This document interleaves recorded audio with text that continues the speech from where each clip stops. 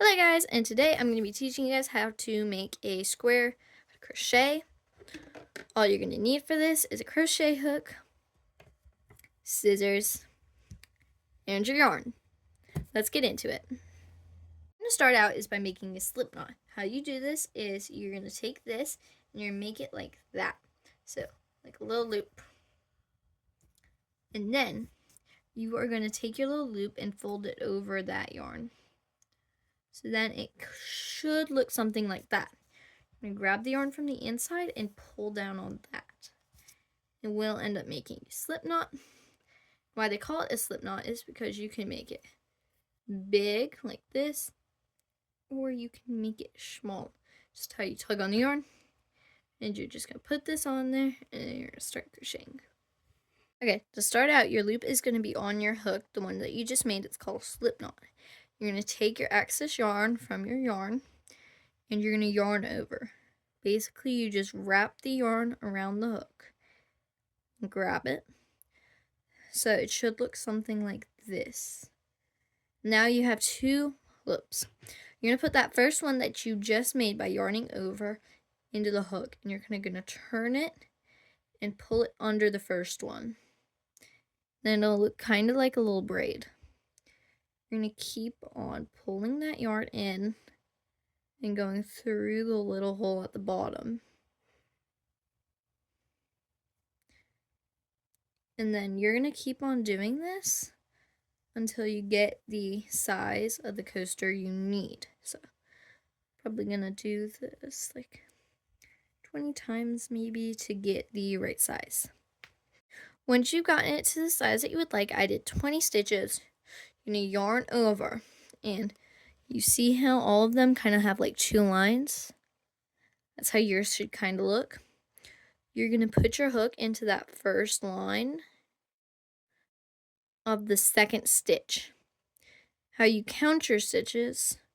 You count your stitches by going, there's two lines, there's two lines, there's two lines. So that's 3, this is 4, 5, 6.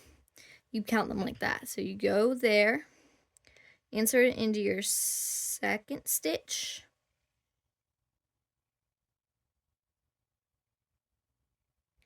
Do yarn over, put the one you just yarned over, and then do the other two. And it should kind of have like a little turn like that. You're going to continue doing that, but instead of doing it every second stitch, you're going to do it every stitch in your little thing. So by the end, I should still have 20 stitches in this. Should not have any other numbers. So that's why it's important to count your stitches and lock them down so you can make sure you aren't adding any more stitches. Sometimes it can, like, instead of making it look like a perfect square, it'll turn into like a triangle or something. Now this is basically how you do it. Once you are done with the first row, it should look something like this.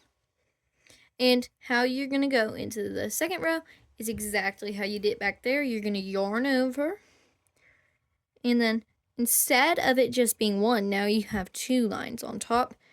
You're going to pick the first or second, it really depends, and do both lines, not one, but both of the two lines on top, and just continue crocheting.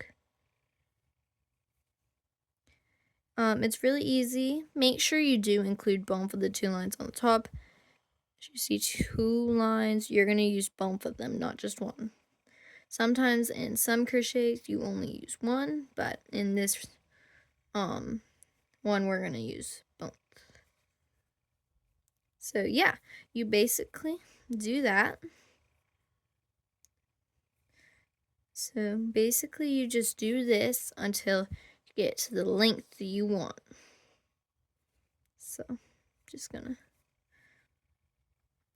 so when you're done, you could crochet it to be this length or this length, or really you could make a scarf out of it. It can be whatever length you want.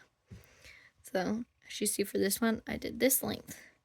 And what I did for the end is you have this little bubble right here where you put your hook.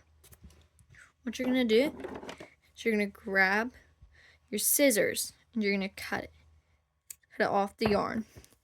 You're going to use your crochet hook and you're just going to pull. So now you have this little line. What you do with that is you tie it. This isn't how a lot of people do it, but I find this way the easiest. You tie it. Sometimes for blankets you do have to like sew.